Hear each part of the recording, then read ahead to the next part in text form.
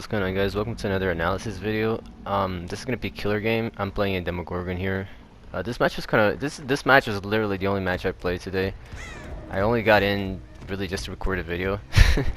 And funny enough, I got a very famous streamer here on my game. He's from my region, but maybe some of you will know them if you're a Brazilian and you speak English. Maybe you know who it is. But trying to find the first person here as usual. I'm using Whisper. You see I spawn below, so usually they spawn at the top more often than not, so they spawn near the doors, you know, so that's why I went to the top already to try to find someone. This game I'm playing at rank 10, which is kind of unfair to be honest, because I'm not really a rank 10 killer. But I mean, what can you do, right? But I still thought it would be a good match to you know, make some points on it for you guys. Maybe give some tips and tricks. But yeah, the survivors are probably kind of bad. You see right here, I probably could have hit her. Was the first thing I wanted to point out. I probably could have hit her if I had charged a little earlier. I'm pretty sure that I have enough distance there. So that was really just a timing mistake, because not so much that I was out of range, you know, or I kind of did it too late there. If I did a little earlier, I probably could have hit her before she finished the entire animation of the pallet. But yeah, just like that, first chase is done. So we got the pressure now. They, I can see like the gens are very well placed for me at this moment. I am walking around trying to check the gens that are not blocked, that may be being worked on. And see right here, it was a good dead hard, but at the same time it wasn't a good dead hard. I think he should probably have used the dead hard a little earlier there, because he essentially got himself off the pallet by using the dead hard then, instead of using the dead hard to get to the pallet, you know. But at the same time, I could have waited for the dead hard, so I don't think he had much of an option there either way. Now I noticed this person is here too, so, and the other person got saved, so that means no one is doing gens at this moment. So I'm pretty safe regarding that. I don't know what was that. I think it was Unbreakable. I think it was Unbreakable, but that was probably not the best time to use Unbreakable. But anyway, so I'm gonna pick her up because that other Claudette is going a bit too far. And I mean, and if I was trying a little harder, I would probably go after the Claudette before coming back to pick this guy up. But you know, I can tell, like, you know, I'm playing at rank 10. These survivors are not that good, and you know, I don't really need to try that hard. I have a lot of pressure. No one's doing gens, so you know, I'm just kind of fooling around a little bit. And so here again, trying to find someone else here. Managed to find her. Little mister. I'm playing on an insensitivity. I'm trying to lower my sensitivity. A lot of people ask about my sensitivity. I'm playing at 83 right now, as you see this game. Right here, I'm not sure if I fully charged the charge. If I was fully charged there, but maybe because if you're fully charged, you get a little bit more extra range, right? So right here, I'm going back to the hook simply because they're in a worse position. It's not so much that I want to tunnel. It's mostly because they're in a worse position than that Claudette is. That Claudette is probably near pallets and everything. And over here, you have two people that are really not close to pallets or anything at all, because I already broke the pallets in that area. So that gives me a faster down than continue to chase the Claudette, you know? So this is some another tip. Every time the survivors go inside a narrow structure like that, you can always use your power. Same thing goes for Pyramid Head. Because most people just only use on loops, so you don't have to use it necessarily on loops. You just keep an eye out on the map structure. If they go, it doesn't have to be that long of a narrow structure as well. As long as it's a narrow passageway that they go through, if you have your power ready, you can dash and hit them guaranteed there. Because they have no way, they can't go left or right. No, you just aim right at the center, and the hitbox is big enough that it will hit them like regardless of what they do. Now here, I know he has DS, so I'm waiting for his DS to go. One tip I like to do regarding this is if you have a clock, you can have like a digital clock next to you, and just get the timer going as you're playing the game. And I don't know, as soon as people got off the hook, you just have a quick look, a quick glimpse at the clock, and let's say they got off the hook with 3 minutes, and the clock is going, right? So you know at 4 minutes that person that got off the hook won't have DS anymore. So that's a good way you can kind of make sure you don't get DS. I don't always do that, but if you're really gonna play that try hard, then that's something you can do. That's guarantee you're never gonna wait too much, not too little, regarding the DS timers. Because all you gotta do is really just glimpse your eye at a digital clock that's running next to you. So it's really no big deal. Right here, I was expecting them to go safe, so that's why I was looking around the area, and just like that, she did go for the save. She did injure as well, which is a pretty bad idea.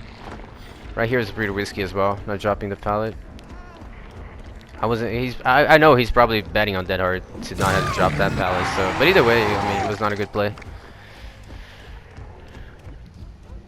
But so here I'm gonna pick the Claudette because she's the one that's, if anything, the most recover on, because she's the first one that got down. You always want to do that. Pick up the person that has the most recovery progress first, because even if they're healing the other, what's it called, the Nia right now, you know, it's usually not very likely that they'll be able to heal her fully before you hook the first person that you down. You know, especially if the hook is close. In this case, the hook was a bit far from the Claudette, but you know. But again, like I said, this match is, I mean, it's kind of under control. You know, they're not really playing all that well, and this is a bad idea looping around here as well. She needs to go somewhere else. There's obviously no palace here. Now, I'm not really sure what he's trying to do. I guess he's just trolling or something, but that's not how you want to play against a killer here. See, right now, this is a perfect example of what I mentioned. As soon as they go into a narrow, you see it's not that long, but it's narrow enough to where as soon as she gets her body in that area, if you have your so you need to keep an eye out for these narrow passages that you can use your power. You know, it doesn't necessarily have to be in the loop. That's really a key point. That's something that's gonna take your Demogorgon gameplay to a whole new level. When you can spot those narrow points, even the stairs like this would be a good example where you could use your power, your dash. I mean, one thing I'm also not doing here is I'm not using my portals, which is usually a mistake. It's kind of hard because if you're constantly on chases, it's kind of hard to remind yourself to use the portals. But that's definitely something you should do. Right here, I kind of lost sight of her for a little bit, but I could have definitely hit her right there. But it's fine. I mean, match is under control. And she was able to get the stun there. Yeah, no, see, again, right now is a good example of what I should have done another time a little earlier in the game. This time I actually charged a little, you know, I wasn't too late on the charge, so I was able to reach her before she dropped the pallet anyway. And this is something also you do not want to do as Survivor. You do not want to stick together. Never want to stick together near the killer, because you give them a lot of pressure. Not to mention, you should be doing gens anyway, right? You shouldn't be close to the killer like this. So this loop here, I know usually there's always a pallet that spawns here. Usually on this side that it is right now, or the opposite. You can kind of mind game this with the wall there, but I noticed she got up there on the stairs, but I won't bother chasing her because, again, I mean, there's a pallet there as well, so I might as well just find someone else that's in a weaker spot, or just use my pop on a gen as well instead of wasting that much time on that chase there, trying to find her. So here again, he's probably just trolling. I don't know what he's trying to do here, but yeah, you need a pallet if you're gonna survive a killer. Right here, I'm trolling myself as well. I'm kind of letting him stay alive a little longer. Because, I mean, he was actually live streaming, so I mean, I don't know. I was trying to give him a little bit more of a, I don't know, fun time, I guess. Instead of killing him too quickly. So right now in my head, I was thinking, okay, I'm not using my portals. Let me start using my portals. So that's why I started placing portals here. And this is how I like to place them. I like to place them near the gens, but in a not visible area. So meaning, because when you go off the portal, right, you do not have a terror radius. So by placing it in an area that's close enough to the gen, but that's out of sight, you can just come off the portal and maybe get a catch or a free hit. You know, it's much more guaranteed than if you just place the portal right in front of them, next to the gen where they can see it. They're just gonna see you coming out of the border and leave. You know, that's not the best. So it's much better if you can just surprise them with the 0 terror radius. You know. So here, for example, if I come off the portal, they won't see me from that gen, and I can just come in and get a free hit, or maybe sometimes if you can get a catch doing this, depending how close to the gen you get up. So again, I already have one person down, so I mean, I know at this point I already know it's like there's no freaking way they're gonna escape from this game alive. Because I mean, there's 3 gens and there's like a 3v1.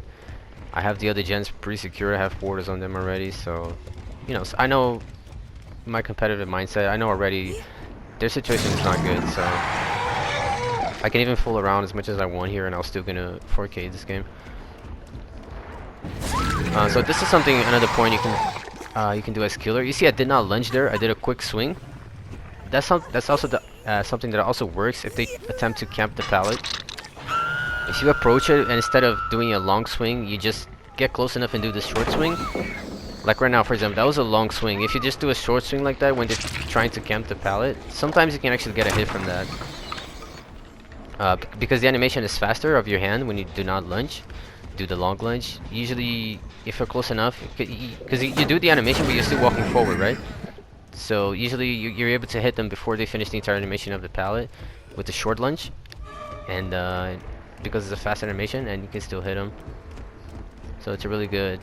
You see again, she got stuck. I think it's the second time. I think it was the other Claudette though that got stuck when doing the chase. So again, right now I just know that there's like no way they're gonna win. So I'm trying to find the other guy. But at this point, I'm not gonna lie, I was actually watching his stream to find him because I was really not trying to waste too much time with this. I just wanted to find him and get done with this match already. So I was actually watching his stream, and I know he was on this area here, so that's why I came here. But I did have whispers. I could have used whispers, but I mean, it would just take too long, you know. Since I knew he was probably live streaming, I just I would not lie to you guys. I was definitely watching his position at this moment. Because I hate the thing I hate the most is when you have to, about the 4K. He used that hard here. Now he tried the reverse ballot, but I mean, not really gonna work on me. So. But yeah, the worst part I hate about 4K is when you have to find like the last guys like this, you know? There's like everyone's down, you have to find that last person that's just standing around the huge ass map and he can't be hiding anywhere.